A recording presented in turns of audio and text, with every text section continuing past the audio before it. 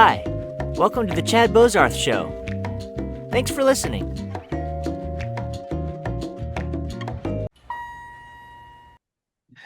Pastor Bob, thank you so much for joining me. Thank you, Chad, for inviting me. What a privilege to be with you today.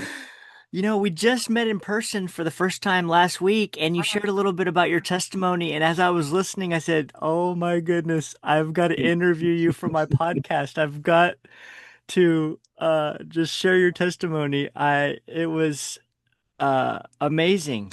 So yeah, let's just jump in. What Yeah. was it like growing up where you grew up, and what was life like for you?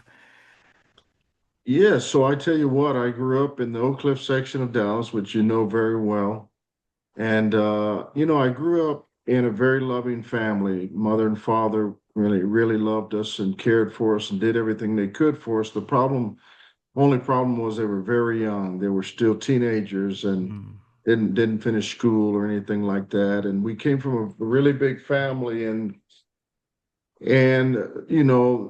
in our family there was a lot of alcoholism, a lot of violence, and just a lot of stuff that goes along with, not having any relationship with God or understanding of that or any background at all in the church or with the Lord. And so we were just good old-fashioned pagan American family, and my mother had five brothers, and these guys, they were into a lot of different things that over time began to just bring a lot of trouble into our family life. And we all lived in the same neighborhood in West Dallas and in Oak Cliff. And so growing up as a boy, I encountered all that type of stuff and all that the world does to families, bring divorce and struggle and all of those types of things. And so even though my family really wanted to, just have a good normal life, it was virtually impossible because of all the chaos going on. Hmm. And so when I was a teenager, I started to sort of go in that direction of the family and get involved in all the stuff that our family was involved in at an early age. But one day I was standing out on a street corner in Oak Cliff with a buddy of mine, and I think we had just finished playing some pickup soccer game or something like that. That was what was really big in our neighborhood. And we were just out on the street corner, and we noticed a couple, a man and a woman, walking down the street. And it looked like they were looking for an address. Back in those days, you didn't have cell phones or anything like that. You just kind of had an address written on a piece of paper and you'd go looking for it.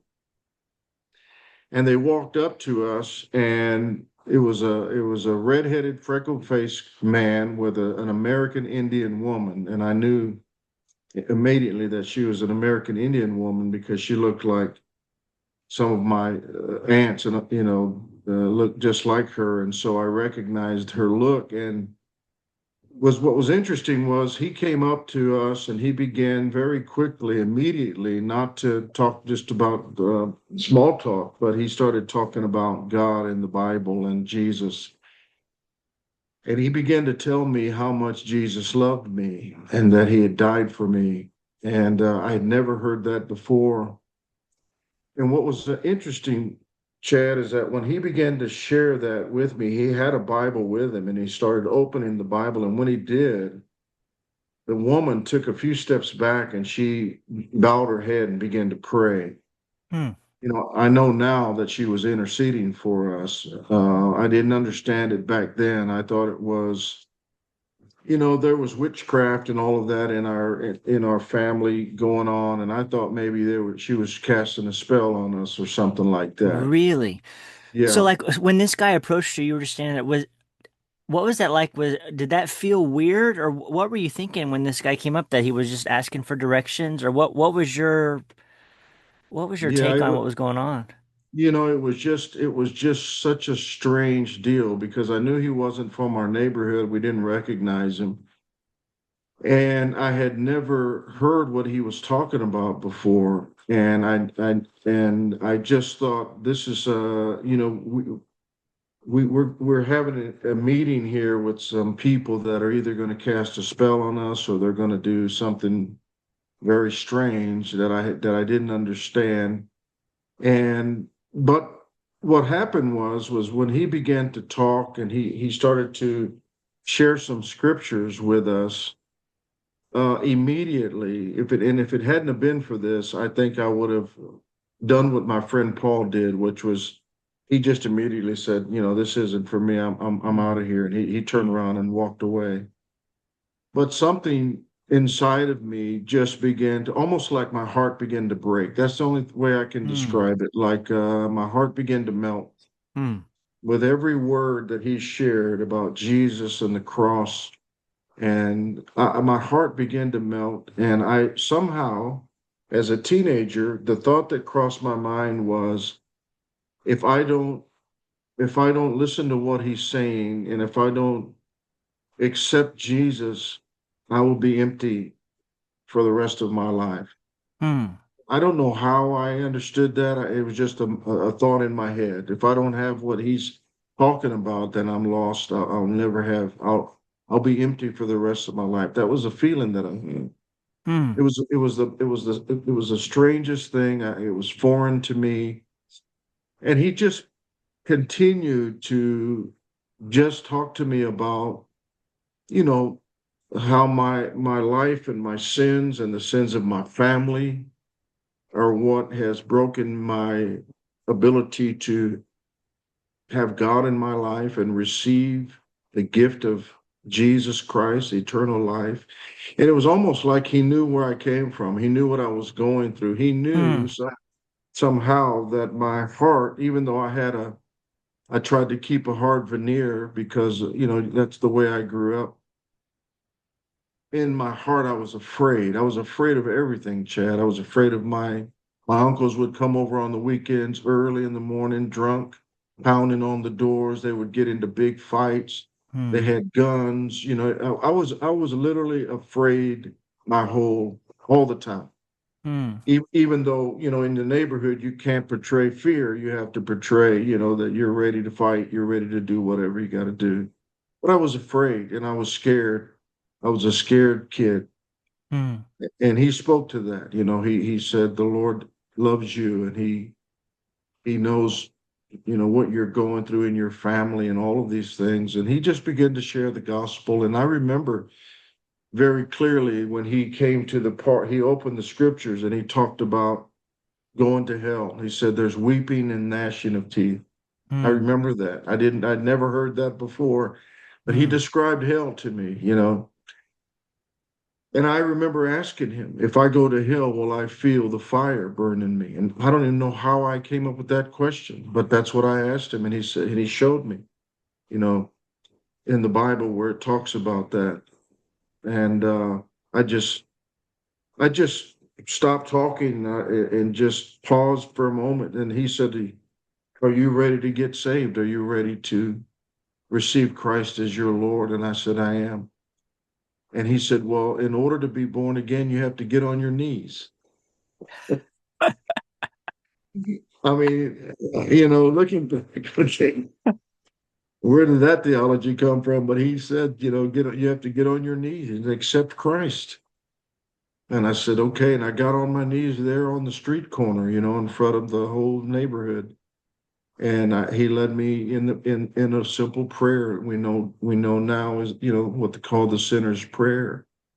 And I accepted Christ in my heart. And I tell you, Chad, but before I even got up off the ground, tears were flowing down my face. I knew that something had happened to me that I had never experienced. I'd never heard about it. I didn't know it. I'd never been to church.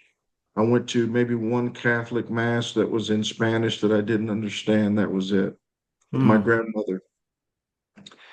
And so I knew something had happened. And I knew that I was born again, whatever that meant. I knew I was born again, and I had an overwhelming sense of joy and just joy. It's the only way I can describe it as I felt joyful. I felt so happy, excited, but I didn't know what I was excited about. I just knew that something happened when I accepted Jesus into my heart. Something about Jesus was producing this joy inside of my heart, peace that I had never experienced, the absence of the fear, was because of Jesus, whoever Jesus was. Mm. The Jesus that I had just met there on the street corner with this weird guy and weird prayer. It was just the strangest moment, but I knew something happened to me. I knew it was real. I didn't know what it was, but I thought, this is something. I know that I met God somehow. So I walked home, which was not far from the corner. It was just down the block. So he kind of walked with me a little ways and found out where I was, and then he said, "Okay, we'll see you later." And that was it. Him and the lady walked off, and I found out later they were out on a visitation. It was a pastor out on a visitation trying to find a family that had visited his church, Mm. and he just found us. And so about 2 or 3 days later, I went home and I told my mother and father, I told my mother I got saved, and I was weeping. I was tears of joy. That's the only way I can describe it. And my mother was just really concerned. Like, were they bald headed? Did they have a pointy? She thought it was Hare Krishnas Mm. because there were Hare Krishnas in certain areas. She asked me if it was gypsies because there were gypsies around that Mm. area. She was just trying to figure out who was this and what did they say. And I just said, I don't know. I just know he had a Bible and he told me about Jesus and the cross. And I just said, I just gave my heart to Christ. And I remember Chad going home and that night and laying on my bed. And I remember literally, distinctively, the warm tears flowing down my eyes into my ears on my pillow. I just had so much joy, Mm. so much peace in my heart. And I knew that I was saved. I knew that Jesus was my Savior. I just didn't know anything about that. I didn't know what that really meant. And so a couple of days went by and we got a knock at the door and it was him. I call him the redheaded stranger. And so there was the redheaded stranger, and I opened the door, and he handed me a Bible, my first Bible, a little red King James Bible that I still have. And so he handed me the Bible, and he just, greeted me there. And as soon as that happened, my father, came to the door and realized that this was the guy that had talked to me, and really just began to kind of threaten him, like, don't come around here. We don't talk to my son anymore. And my father meant it, if, he could have had this guy in a lot of hot water. But this guy said, okay, no problem. I'll leave. But before I leave, let me just share something with you. And he shared the same story. He shared the gospel with my father. And my parents were young. They were 16 when I came along, and so they were still young. And it just seemed like a few minutes passed by, and my father was kneeling at the coffee table, giving his heart to Christ. And I just remember standing watching him pray the same prayer that I prayed. And then within a few moments, there was my mother kneeling at the coffee table. We just had a little small wooden coffee table there in our living room, and she gave her heart to Christ. And my mom was very depressed young girl. She stayed in her room most of the time with the lights off. Mm. She had had a really hard life, Chad, Mm. as a young girl. And so she was depressed and lived in darkness really in her heart. Mm. And she just gave her heart to Christ. And I mean, I don't even remember when the guy left or what happened after that. I just remember that everything changed. My father stopped Wow. drinking. He stopped cursing. The anger left his face that he carried because of his life and his family that he came from. And our whole life was just turned upside down by this gospel, just the word of God, the the story of Jesus. And my parents had had a few more episodes in church than I had had along the way. Mm. They Mm. had gone to Catholic mass, and they Mm. had been brought up, quote unquote, from a, Catholic background. And so they Mm. understood who Jesus was and all of that. But I think that the presentation of the gospel, Mm. the adequate explanation of why Jesus did all of these things for you, Mm. I think is what worked for my parents. It wasn't just a Catholic mass where you go through the motions. It was the gospel presentation. Mm. And, as the word says, the gospel is, as Paul said, the power of God. Mm. And that power, Chad, it hit my family like a lightning bolt. And it, it totally, completely transformed our lives. And my father didn't drink anymore. He didn't stay gone for days anymore from our home. He was saved. We were all saved. We were Christians now. Mm. We didn't know what that meant, but I tell you what, I had a Bible. I had my Bible now, and I was reading that Bible, man, for all it was worth. I didn't understand it, like I shared with you, because it was a King James version. Mm. So I had a hard enough time understanding reading English, much less the King's English. Oh, but You're not alone. Hey, before I forget, so do you have any idea what happened to that guy who approached you on the street? Like, so years later, I was asked to give my testimony at a district meeting in our organization. And I guess there was maybe 800 pastors there. And I gave my testimony and I described this man. And what I learned the church that he was a part of because he wrote it in my Bible. okay, He okay. wrote it in my Bible. He didn't write his name, but he wrote the name of the church and the Mm. address in case I wanted to go to church, I Mm. guess. And so I shared that in this meeting, and there were two pastors that came up to me, and they knew who he was. Ah. And they said he was a man by the name of Hubert Lindsay. Hubert Lindsay, you may know that name. Hubert Lindsay came from Berkeley, California, and Huh. he came to Dallas in the 80s, and he was not pastoring the church, but he was working in a church and doing visitation here in Dallas. Yeah. Wow.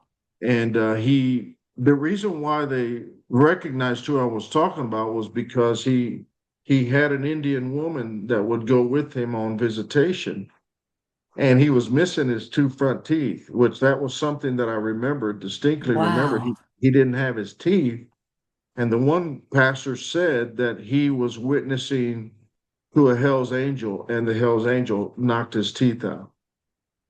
Wow. And so anyway, he he said, "This is the guy. It's unmistakable. Red hair, freckle face, no teeth. This is the guy, Hubert Lindsay." And I said, "Well, where can I find Hubert Lindsay so I can thank him for bringing me to Christ?" And he said, "Well, he just passed away. Wow. Just passed away. So I never met him. If that's him." They were convinced the guy I described was Hubert Lindsay, and they said he was in Dallas in 1981, which is the year Mm. it was. So All the way from Berkeley, California. yeah, he had Well, been in Dallas for a while, but that's where he had been in ministry for years in California. so what was that like? So you said you didn't have a context really of like what was your idea of Jesus? I mean, you're here you are in the Bible Belt in Yeah. Oak Cliff. What was your concept of Jesus? Did you have a concept of Jesus or When he asked me if I knew who Jesus was, I said, "Isn't he the one that was on the cross?" mm, And I knew that because I had seen the statue of Jesus on the cross in my grandmother's rosary, mm, her Catholic rosaries, and she had statues in her house. And, mm, and so I had seen a depiction of Jesus on the cross, and I knew that's what I knew about that. mm, And then he took that and he said, "That's right. And do you know why he did that? Do you know why he was on the cross?" So he kind of took it from there and shared the story with me. But that was the only thing I knew, was that Jesus was the one that was on the rosary on the Hmm. cross. You mentioned witchcraft. What was your concept of that world? Did you believe in that? Like what Yeah, were your thoughts on that at that time? so in the Hispanic culture, there is a lot of different types of beliefs related to witchcraft. Hmm. There's things called the ojo, where the old women, if they look at you a certain way, that you can't look in their eyes, and there's a lot of different beliefs that we grew up with. But Really?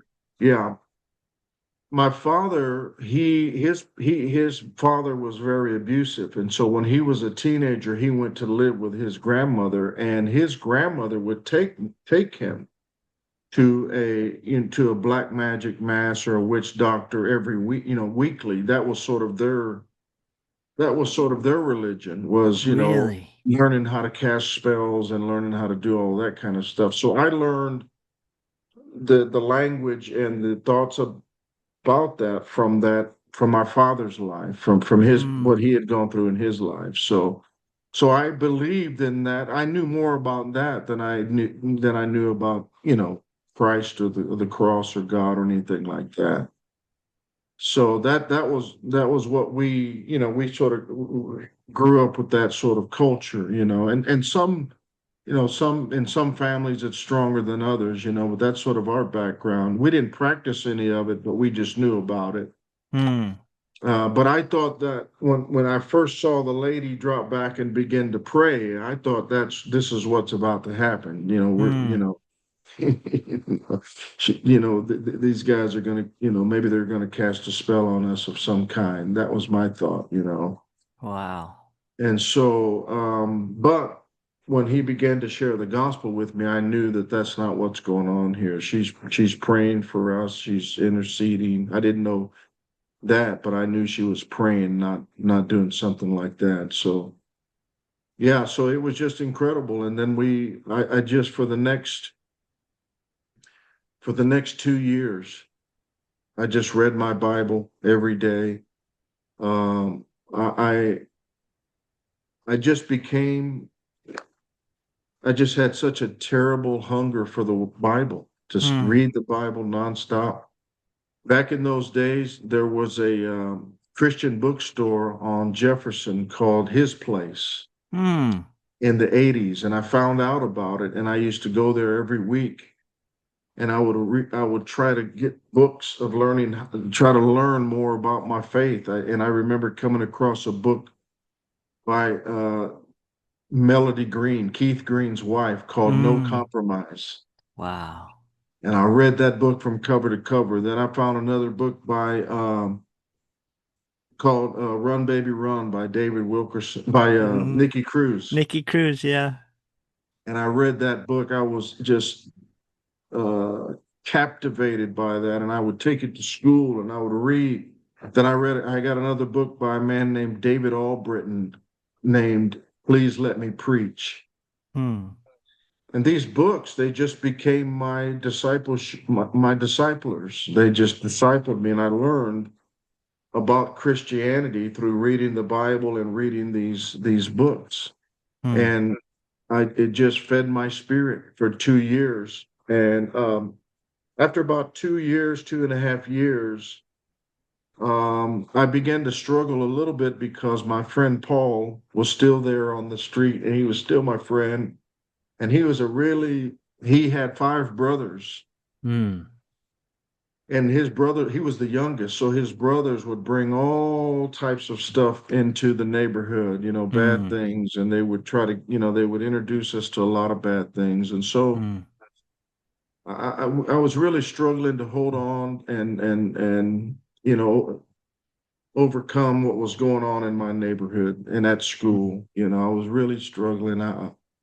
But I was in love with the Bible, and I wanted to share the gospel. I shared the gospel with my friends, my cousins, anybody I found on the street. I would start talking to them about Jesus, and people just thought I was crazy, man. My family thought I was crazy. You know, My, I appreciate you. Sorry to interrupt. I appreciate you bringing up that, so often you hear people's testimonies and it's like, from darkness to light, and it's like this clear cut thing.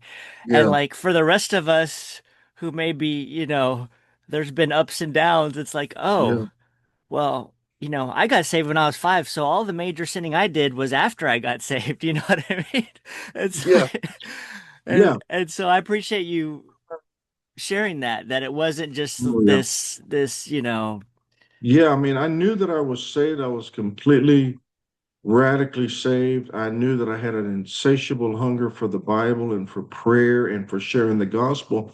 And now, years later, as a pastor and spiritual leader, I know that when someone has those things going on in their heart, that those are signs of salvation. Mm, These are true signs of transformation when those things are going on in their life. But still and yet, Chad, I was in that neighborhood. I didn't know anything. I didn't know that smoking weed was something that we shouldn't do now that we're saved. mm, No, I mean, I had never been to church. I had never, mm, and so all of these things are still in the area. They're all my friends. Everybody's, sneaking beer out of their dad's refrigerator, and this guy has the cigarettes, this guy has the beer, and this guy has the weed. I mean, all of these things are going on. mm, And but I'm saved. The only thing I can tell you is that I didn't feel the same about it anymore. I said, yeah, mm, it's something that changed, but I was struggling, and it was getting harder because I didn't want to participate in any of this anymore. But I lived in that same neighborhood, for years, and it was a real struggle with my friendships because I was so different. And I was mm, even my cousins. I had a lot of cousins, and they were like, "Man, you're just really a strange person now. You're really weird mm, and odd, and I just wanted to read my books and Bible and preach. mm. I just wanted to." I didn't want to do any of these things, and I didn't, but I couldn't understand that because Yeah. I had never had somebody tell me, well, we don't, when you're born again, you don't want to do these things anymore. You want to live for the Lord. Mm, So that's normal what you're feeling. I thought, I don't know, man. I just thought maybe I'm gonna just be some kind of a strange person now or something. I don't know. mm, So one day out of the blue, my mother said, we need to go to church. And like I said, this was 2.5 to 2.5 years later. mm, And I had really begun to struggle at this time and all of that. And we ended up going to a little church that was just on Davis Street called Stevens Park Assembly of God Church. mm, And when I got there, they had about 25 or 30 teenagers in the youth group, and they surrounded me and said, "Hey, you gotta come to Wednesday night service." mm, Me and my mom, we sat in the very back row and just listened. When we got there, the pastor of the church had just recently been killed in an automobile accident, mm, and there was an interim pastor, and the interim pastor was an old man that was, I came to learn later, was a very well-known pastor in the area. And the church was in mourning. It was grieving the loss of their mm, pastor. And so it was very prayerful and it was very worshipful time. And this old pastor, he knew how to, he was an old shepherd. So he just loved that church and mm, preached sermons of mercy and love and grace and healing. And he didn't know that those were the messages we needed. mm. And Wow. and so man, I just drank it uh like a cold glass of good old Texas tea on a hot summer day, man. I just drank every word he said. Mm, And then we got into the youth group, and the youth pastor, his name was Doug, he just took me under his wing, and he realized where I had come from and what was going on in my life. I told him about how I got saved, and he recognized that, and he took special attention to me and discipled me and talked to me about okay, here's what's going on in your life. Here's what has happened. Here's what it means. Hmm. This is what you're a Christian now, and you don't have to. He told me, he said, God is going to. The reason why you're having struggle with your friends is because God is going to. It's time for you to break through, and God's going to give you new friends. Hmm. Anytime God is asking you to let go of some things, that's because he has something for you. He wants to Hmm. do something in your life.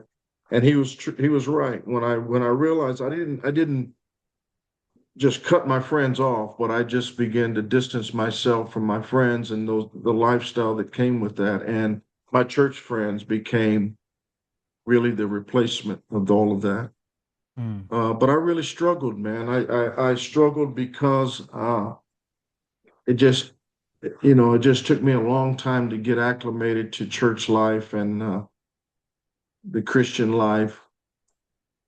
One of the greatest advantages that I think came out of that was and this is something that is I've passed on to my children and anyone that I try to disciple. This is one of the main things I teach them is your Christianity is about your relationship with Jesus, with the Father through Christ, right? Because of what Christ has done.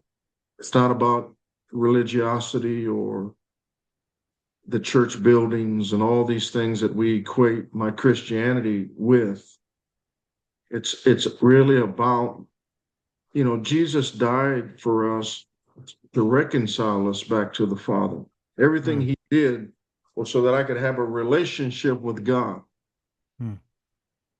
so that I could come to my Father boldly and receive grace and mercy in time of need. And so I feel today, Chad, that I have a little bit of advantage because that was all I had when I first got saved. I had no church building or Hmm. uh, worship services or a preacher preaching to me. I just had Jesus. I just had Jesus and the Word, the one who Hmm. saved me. I just had the one who transformed my family, man, and Hmm. and and just broke the spell of darkness over our lives. That's Hmm. all I had. I had no church or Christian friends or anything, but I had the Lord. I had Christ in my heart, and that's all I knew. Hmm. And so, because of that, by the time I got to church and I saw what was going on in church, it was a good church. Hmm. It was good people, but they didn't have what I had. Hmm. And I asked myself, why is the church dry? Why is the church the way it is when we have such a wonderful Savior? Hmm. And I realized that sometimes, the religiosity and programs can just get in the way of just our relationship with the Lord. And Hmm. that has sort of shaped my pastoral journey. Hmm. We need to do whatever we can to help people just have a relationship with God. And if we're doing things that get in the way with you just having a walk with Christ and growing in that walk, then we can become more of a hindrance than a help. Hmm. So it's just an incredible journey. And all these years later, now I was the first Christian in my family, I'm the first pastor in my family. And now I have, aunts, uncles, cousins that are born again. In some pockets of my family, the whole family, everybody's saved, everybody's in church. Wow. Wow. Yeah, so now of course, and then I have three grown children, and they're all in the ministry, and so God He did an incredible work in our lives, a generational work. Hmm. I led my grandmother to Christ before she died. Wow. And so I've led uncles to Christ, cousins to Christ. By God's grace, some of them were able to allow me share the gospel with them and all of that. So it's just been, and here I sit today in the church that I've been pastoring for 25 years. Mm. And there's some days I get up to the pulpit, Chad, today, even now, and I say, how did I get here, man? Wow. I'm just, I mean, from where we came from. And it's all Mm. because of the Lord. It's all because of Christ, but it's because of one guy that just was willing to pause for a moment and share the gospel with a couple of kids that Mm. he thought, man, how long will these guys stay saved, and even if they were to Yeah. get saved. And my friend Paul, Man. he died in a car wreck, a drug-induced car wreck. Oh. He died in 1995 and Mm. rejected the Lord totally. Wow.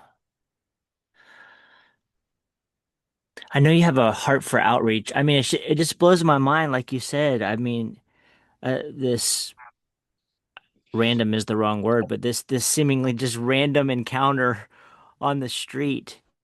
Um, Yeah. I mean, you can't. How do you? If a church wants to be involved in outreach, it seems to me that's kind of a hard thing to teach, right? Like that was kind of a unique guy getting his teeth busted out and Yeah. being willing to put himself in those situations. Everybody's not going to go on the street, I guess, and approach random strangers. Should we do that? Like what that worked in your situation, but what's your thoughts on outreach and, somebody's listening to you and they have a ministry and they want to get involved in outreach? I mean, should I go knocking on my neighbor's door? Like, what are your thoughts on that? So let me share one detail with you that I didn't share with you that I think may help because as I mentioned, I played soccer. That was the deal in our neighborhood. Everybody played soccer, and there was a Mm. school, and I played on a team called the Red Devils of all names. So I was a devil. And I remember before this encounter with the redheaded stranger. Okay, this was before this.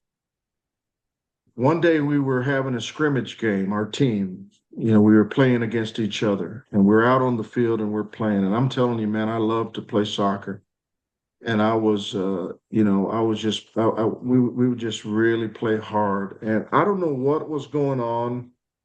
I don't know if I was cussing or acting like a crazy maniac. I don't know what I was doing, probably cussing people out because there was a guy on my team named Doug Woodard. I'll never forget this guy. And we're the same age. We go to the same school, and we're playing in this scrimmage game against each other. And he looked at me, Chad, and he said, "Man, you need to get saved."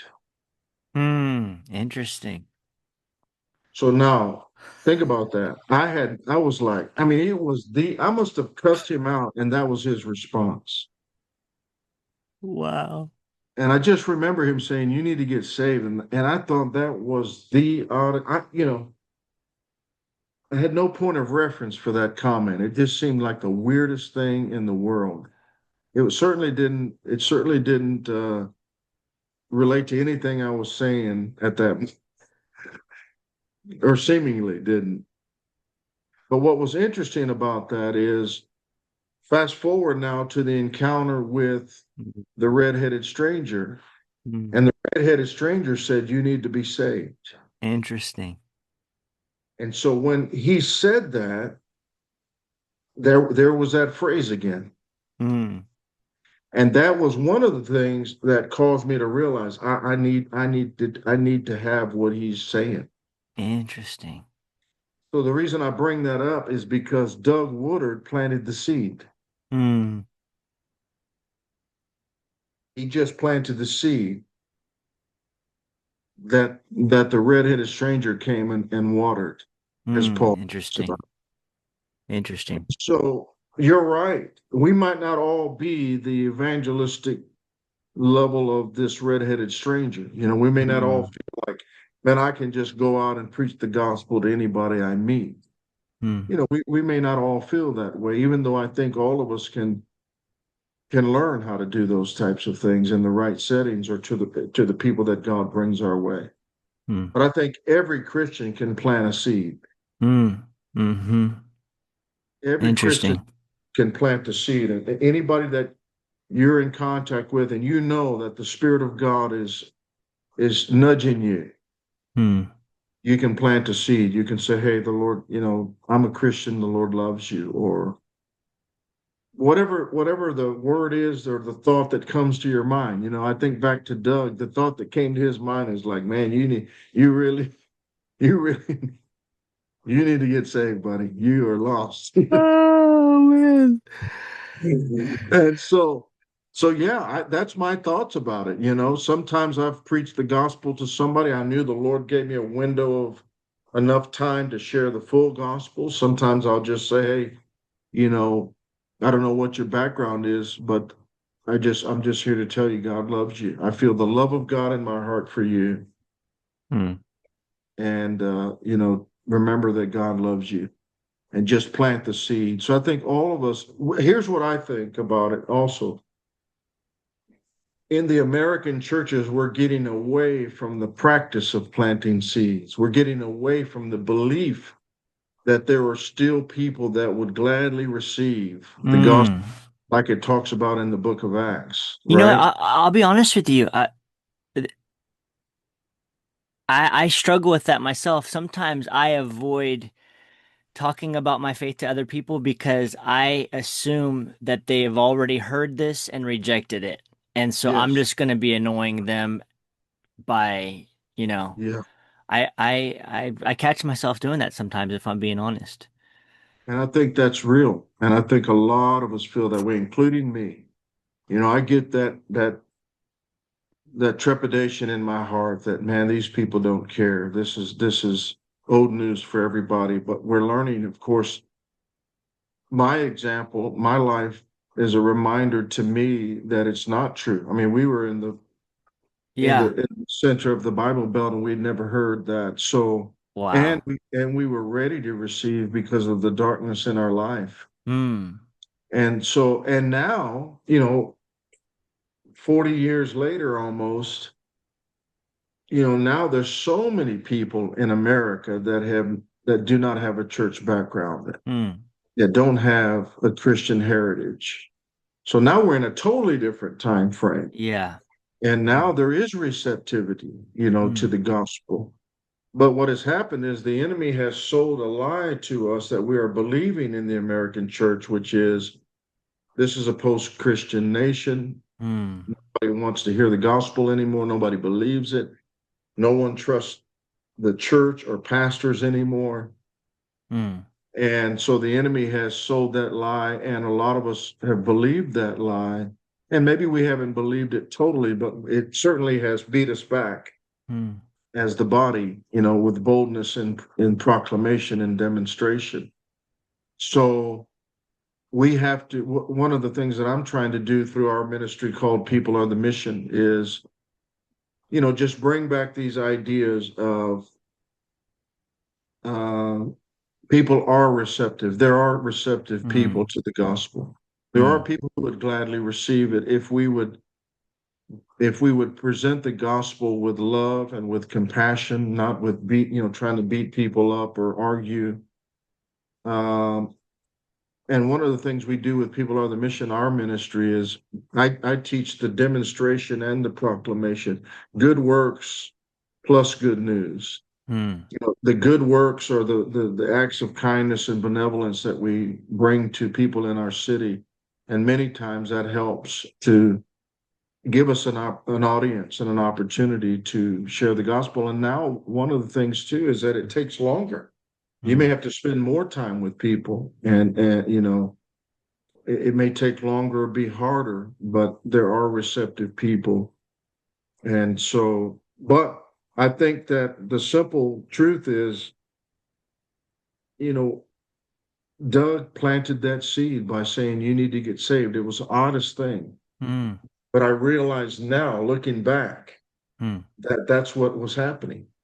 Well, it's God, interesting because he didn't just say, "Hey, you need to stop cussing." He said, "You no, need to be saved." you If he need would to have be, just said, "You need to stop cussing," that wouldn't. have done anything. It would have meant nothing to me. But when he said you need to get saved, I remember, you know how a little dog, when a dog looks at you when you say Yeah. something, you know what, Yeah. they turn, yeah, that must have been the look on my face, like, what in the world are you saying? But when the redheaded stranger said, son, you need to get saved, I thought, that's, I've heard that. Yeah. I must, that must be true. I Mm. do need to get saved. Mm. And it just helped for me to open myself and say, yeah, that's what I need. That's awesome. So I think every believer can plant. And the thing of it is we have to stop believing that I'm not doing it right. Mm. You're just doing whatever comes to your heart. Mm. Jesus loves you, or you need to be born again, or you know, whatever that message of related to the gospel is in your heart. You just need to start sharing it with people, because what I realized now was, and you know this, it was the Holy Spirit drawing me. Mm. It was the Holy Spirit. He was preparing me for that encounter. Mm. And right now, the Holy Spirit is preparing people all around us for an encounter. Mm. That's awesome. He's not going to stop doing that. That's Yeah. what and it's usually the people that are really lost, Yeah. that he's working on. So anyway, it's just, it's a blessing, man. And I appreciate you allowing me to share that story. Hopefully Yeah. it encourage people. And No, that's awesome. I really appreciate you sharing that. That is so encouraging. I I really appreciate it. Before we wrap up, you've got years of marriage and years of ministry under your belt. I mean, you hear every day, and nothing against anybody, but you hear every day, this pastor or this person is quitting the ministry, or there's so much divorce. What would you say to somebody starting out in ministry, or who's in the midst of a struggle, or somebody starting out in marriage or in the midst of a struggle? Not that there's one secret, but what has been the secret to your longevity in both? well, first of all, I will say this, that, we have definitely, in 30 years of pastoring and ministry, my wife and I are celebrating 30 years of marriage this year, 30 years of ministry together. And all of the ups and downs of pastoring that come with pastoring. We've been Mm, in one church. We planted this church 25 years ago. So when you stay in one spot, mm, you're going to encounter all of the ups and downs that come with that. And I say that our journey has been a journey of battles and blessings. That's the mm, way Christian life is, isn't it? It's a mm, journey of battles and blessings, unbelievable blessings, and horrific battles, mm, and everything that goes with that. And so I'm certainly no one special. We've encountered all of those things, along with all of the feelings of wanting to give up, wanting to quit. All of those things have been true for us. My hero, Tommy Barnett, he says he wanted to quit every Monday. He just would always say, "I'll quit next Monday," and he just kept going. And that's been my motto. Every Monday I wanted to quit after Sunday, but I just say, well, next Monday I'll quit. Not this Monday, next Monday I'm quitting. So I certainly don't, I certainly feel all of those same things that all pastors feel, and we go through all of those things. I think, like I said, I have a little bit of an advantage the way that I was saved, if I could mm, say such a thing. mm, I know that's ridiculous to say, but it feels like that sometimes, mm, because the way I was saved was such a profound encounter with the Lord, and broke my heart, broke my life, and I just fell in love with Christ so desperately and deeply. And that's something that has held me together through, many challenges in the ministry. mm, It's something that I prayed for my children who did not have that. They grew up in church. mm. And so I prayed, God, give them an encounter with you that holds them steady. That's more than just, them being in the church their whole life. They need to have an encounter with you.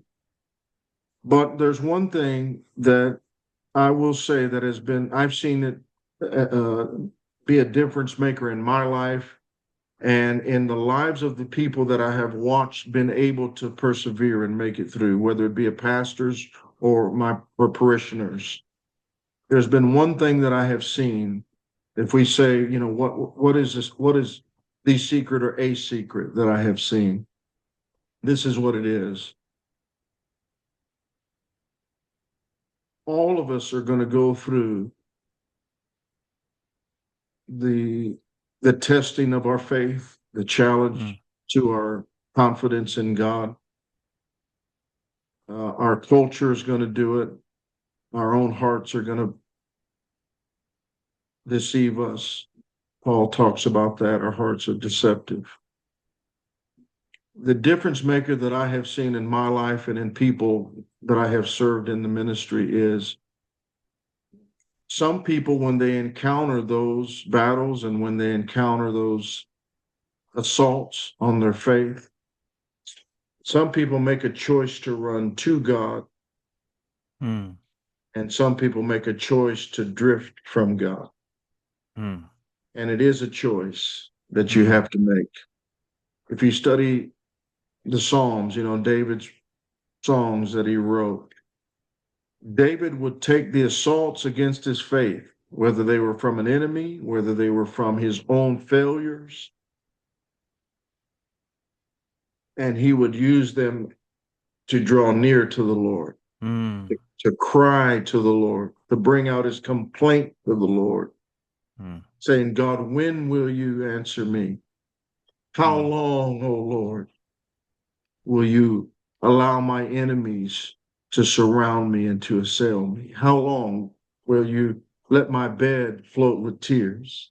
mm, And that was the difference maker in his life. All of his crisis of faith and confidence and failures and all of those things, David chose to run to the Lord even when he didn't understand what God was doing, or mm, he, even when God was distant and didn't answer him, he would sing and worship and say, nevertheless, you know, he would say, bless the Lord, O my soul, and all that's within me. Bless his holy name and forget not all of his benefits. mhm, David would command himself mm, to worship God even when there was no answer. mm, And I think that's the difference maker that I have seen as a pastor. The people who command their soul to stay with God, trust him, even when you don't understand, when you don't see anything, mm, you there. I've watched men and women come to church and their life is being broken by a loss or a divorce or a tragedy. And I've seen them hit the altar week after week after week, hit that altar, man. Cry out to God.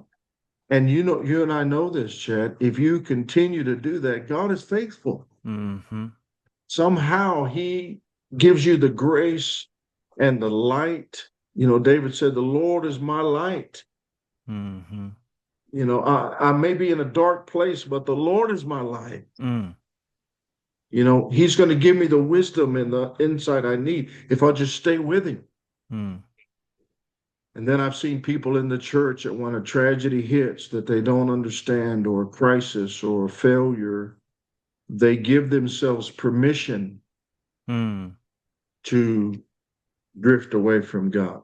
mm, Either they say, God didn't help me, God mm, didn't answer me, or they say, I must be a bad person. I've already done this much. I might as well go all the way. mm, And so they make the choice to drift, to let this situation cause them to drift. So mm, if there was one secret that I've seen in terms of pastoring, I think that's it. mm, What we're going through in life, we either choose to draw near to God and stay with him, stay close to him, or we choose to allow ourselves to drift from the Lord, mm, give ourselves permission to to walk away from God in some way. And that's something that, again, my salvation experience has helped me quite a bit, because it taught me early on how to draw near to the Lord. Mm, And Dallas Willard said it's as easy as doing it with your mouth and with your heart. mm, With your mouth and with your heart, you can draw near to God. You don't need money. You don't need a building. You don't need people. You don't need anything. With your mouth and with your heart, you can draw near to God right where you are. mm. You know? That's good. Yeah. Pastor Bob, man, I'm Praise so the Lord. happy to have met you, and thank you so much for sharing your testimony and your life and a little bit about your ministry. And man, that's awesome. Where can we find you? What's the name of your church? Where do y'all meet? And where can we find your ministry? I'll put that in the description. So you can check us out at citychapelonline.org. Mm. Did that come through? Yes. Citychapelonline.org. And that's in Arlington, right off of I-20. Okay. You can see us right from the freeway at City Chapel. And then you can also find us at peoplearethemission.org. And that's our evangelistic ministry, where our vision and dream with People Are the Mission is one outreach team in every church. That's awesome. And so we're building outreach teams in different churches and overseas and all of that. Mm, And that's awesome. so, yeah, so you can check us out at either spot, and love to meet anyone. And I really appreciate it.